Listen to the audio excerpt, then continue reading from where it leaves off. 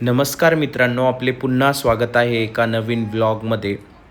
तर जसं मी तुम्हाला मागे सांगितलं होतं, आम्ही गाय घेतलेली आहे आणि ही समोर जी दिसती आहे आमची गीर गाय आहे.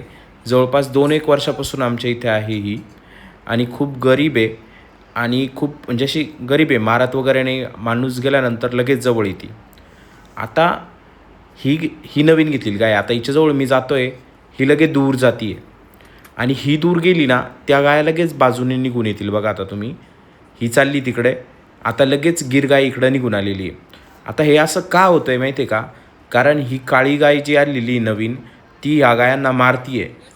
आता हे ॲडजस्ट होता होता किती दिवस लागतात काय माहीत. आणि ही थोडी माणसाला घाबरती सध्या तरी. आपल्यासारखं जवळ गेलं तर ती लांब लांब पळती आहे. हाच प्रॉब्लेम त्यांचा चारा खातानाही येतो.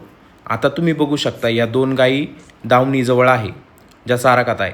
आणि आता ही काळी गाय आली, तर गीर गाय मागे निघून गेलेली आहे. कारोड एकदम कोपऱ्यात निघून गेली आहे. आता बघा, परत गीर गाय खायला आली. जशी काळी गाय तिकडं होईल ना, तशी गीर गाय परत निघून जाईल. म्हणजे ही गाय आहे ना, त्यांना खाऊन पण देत नाही व्यवस्थित. माझ्या भावाने यांना काळ्या गाईला साखळीला बांधून ठेवलं होतं, पण त्याचा इतका काही फायदा नाही झाला. परत काय होतं ना, ऊन भरपूर आहे, त्यांना वेळेवर पाणी वगैरे प्यायची सवय असते. पाणी तिथंच ठेवतो आम्ही मुक्त गोठ्यामध्ये, जेणेकरून की गाया त्यांना जेव्हा तहान लागते तेव्हा जाऊन पाणी पिता. पण आपण बांधून जर ठेवली तर सध्या ऊन किती तुम्हाला पण माहिती आहे, तर त्याच्यामुळे ही हाल होती. म्हणून हिला मोकळं सोडलेलं आहे. आता ही अशीच करते आहे, फक्त ती ह्या वासराला मारत नाही. समोर जे छोटं वासरू दिसतंय तिच्या, त्याला मारत नाही. मी तरी बघितलेलं नाही. आता त्या गाया त्या साईडने आल्या बघा तुम्ही, आणि कशा घाबरत घाबरत खाताय एकदम त्या. आणि ती कारोड जी आहे छोटी, म्हणजे ह्या गिरगाईच्या मागे जी कारोड आहे, ती तर डायरेक्ट येतच नाही आहे तिच्या धाकाने. तर असं वाटतं तिने भरपूर मार खाल्लेला दिसतो त्या गाईचा, कदाचित म्हणून ती येत नाही आहे. आता ती ह्या साईडने गेली, लगेच काळी गाई तिकडं तोंड केलेलं आहे. तर यांचं हे असं चालू आहे. आता यांना एकमेकाची सवय होईस तोपर्यंत भरपूर दिवस निघून जातील आणि त्याच्यानंतर या मारामारी करणार नाही एकंदरीत, असं वाटतंय. आणि तसं पण गावरान जनावर जे आहे ना, थोडं असतं त्याच्यामध्ये गुण.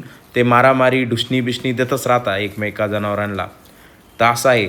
त्या कंपॅरिझनमध्ये गीर जनावरं जे आहे ना, ते असे नसतात बरं का, खूप शांत असतात. आता रात्र झालेली आहे आणि मी तुम्हाला जे सांगितलं होतं, आमच्या घरापुढं बनग्या आहे आणि बनग्या कोणी न्यायला आलं नाही. विटावाल्यांना कॉन्टॅक्ट केला होता मी, पण आजकाल नाही आहेत विटावाले घ्यायला. तर मग डिसाईड केलं की त्या पेटून द्यायच्या. आता पेटून याच्यामुळे द्यायच्या आहे त्या, कारण की काय होतं ना, जेव्हा आपण पाऊस पडतो ना, म्हणजे आपण जर वावरामध्ये पसरून दिल्या आणि पाऊस पडला, तर ह्या बंग्या ज्या आहे ना, पाणी खाली जाऊन नाही देत, जमिनीमध्ये मुरून नाही देत. त्याच बंग्या पाणी धरून ठेवता. त्याच्यामुळं होतं काय ना, की जमीन जास्त वेळ ओलली राहते, वरतीच ओलली राहते. इनफॅक्ट खाली पाणीच जाऊन नाही देत त्या. तर त्याच्यामुळं हा बनग्याचा एक प्रॉब्लेम असतो. आणि दुसरी गोष्ट अशी असती का, बनग्या जेव्हा उडताना, म्हणजे आपण जेव्हा बाजरी काढतो आणि बनग्या जेव्हा बाहेर पडता, म्हणजे बाजरीचं भूस, तर तेव्हा काय होतं ना, त्या बनग्यामध्ये छोटी छोटी बाजरी असती. आणि जर आपण ह्या जर बनग्या आहे ना, पसरून दिल्या सर्व वावरामध्ये, तर त्यांनी काय होतं ना, का बाजरी पूर्ण शेतामध्ये उतरती. तर हे 2 कारणं होते मेन बनग्या पेटून द्यायचे. आणि काय होतं ना, मी जेव्हा लहान होतो, आमची तर भरपूर बैलं होते, 8-10 बैलं होते. तर त्यावेळेस जुने बैलं जे ना, ते बनग्या वगैरे खात होते. पण आजकालचे जनावरं, जसे माणसांची पिढी बदलली तशी या जनावरांची पण बदललेली आहे. ते पण बनग्या वगैरे जास्त खात नाही. त्याच्यामुळं ह्या जास्त उपयोगाच्या नाही आहे. त्याच्यामुळं ह्या पेटून देत आहे. तर आता इथं पेटवण्यासाठी सुरेश आहे, माझा भाऊ आहे, रोशन पण आलेला आहे आणि केशव पण आहे. तर हे काय करताय, सर्व साईडनी पेटून देत आहे बनग्या. मग जेणेकरून काय होईल, वरती साईड जेव्हा पूर्ण पेटून जाईल ना, तर बनग्या एकदम स्लो पेटतात आतमधल्या, एकदम हळूहळू. तर असं चालू आहे. आणि ध्रुव, तीर्थ आणि रुद्र हे जे आहे ना, ते सप्त्याला गेलेले माझ्या वडिलांसोबत. आमच्या शेजारी गाव आहे, तिथं नृसिंहाचं मंदिर आहे, तर तिथं सप्ताह चालू येतात, ते तिथं गेले.